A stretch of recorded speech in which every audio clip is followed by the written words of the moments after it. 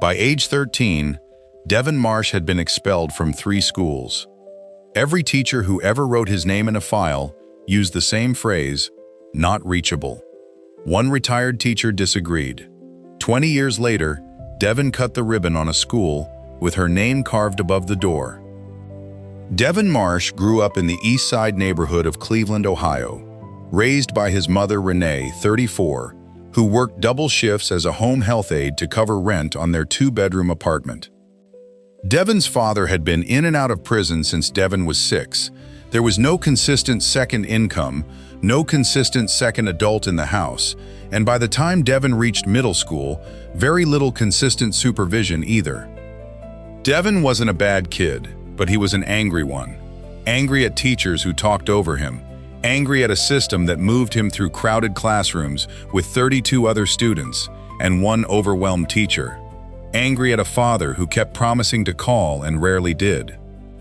By 8th grade, Devin had been suspended 11 times for fighting, talking back, and walking out of class. At 13, after a fight in the cafeteria at his 3rd school in 4 years, Principal Harold Voss, 52, sat across from Renee and delivered the final decision. He said, in front of Devin, "Some kids just aren't reachable in a traditional classroom setting. I think it's time you consider alternative placement." Devin sat in the hallway outside that office and heard every word through the door. Renee brought Devin home that afternoon in silence. She didn't yell. She didn't cry in front of him. She simply sat at the kitchen table after he went to his room and put her head down for a long time. Devin listened to the muffled sound of his mother crying through the thin apartment wall.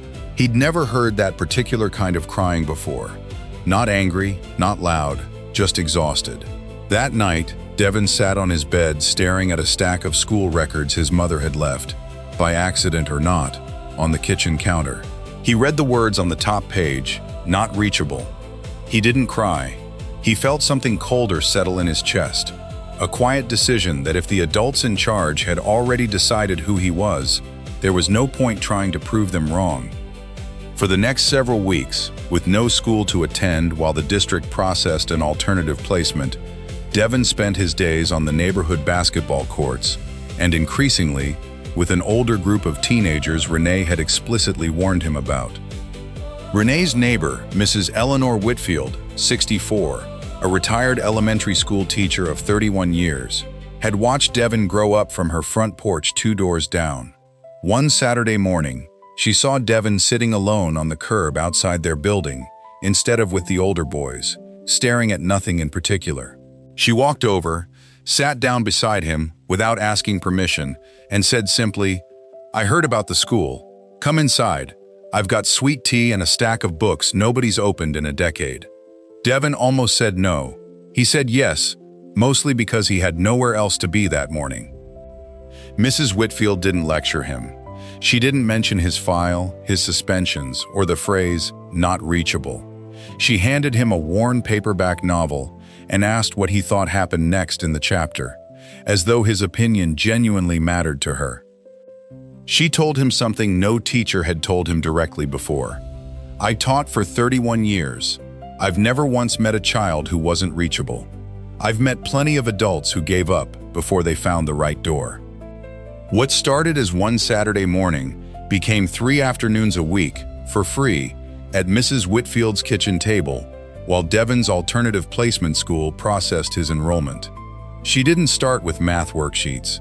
She started by asking Devin to read anything he wanted out loud and simply talk about it. No grading, no correction, just conversation.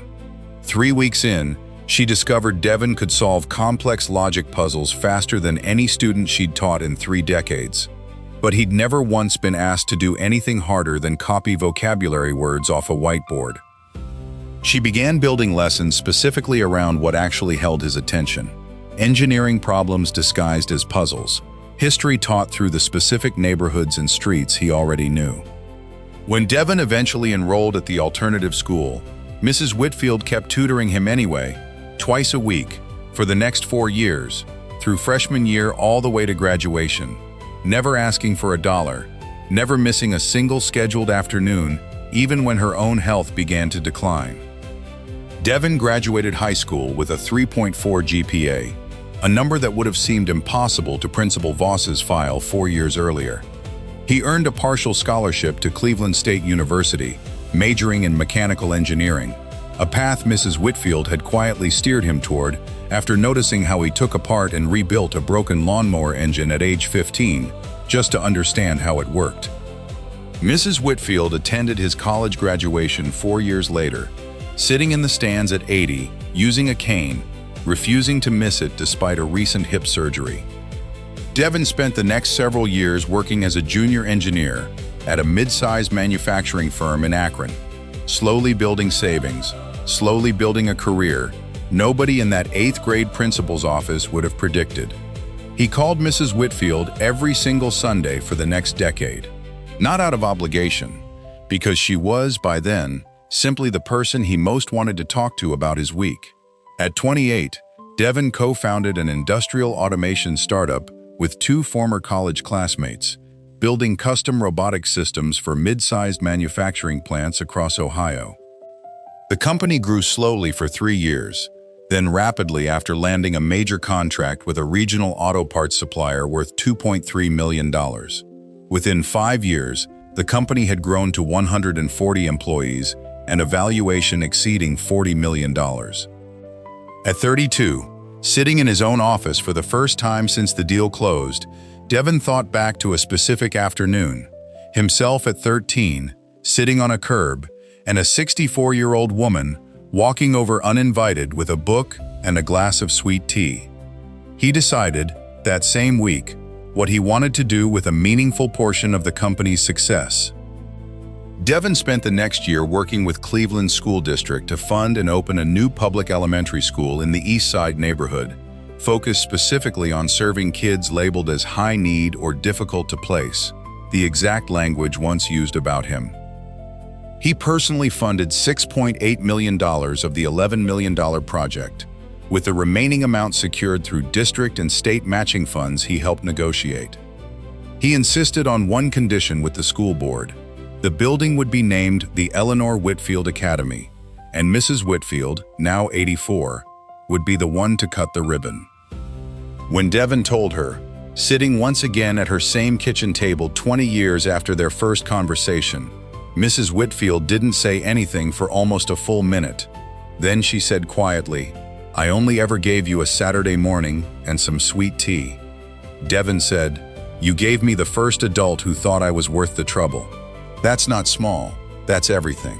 On opening day, Mrs. Whitfield, 84, sat in a wheelchair beside Devin, 33, as he addressed a crowd of parents, teachers, and students gathered outside a new building bearing her name in bronze letters above the entrance. Devin told the crowd about the phrase, "not reachable," the exact words once written in his own school file.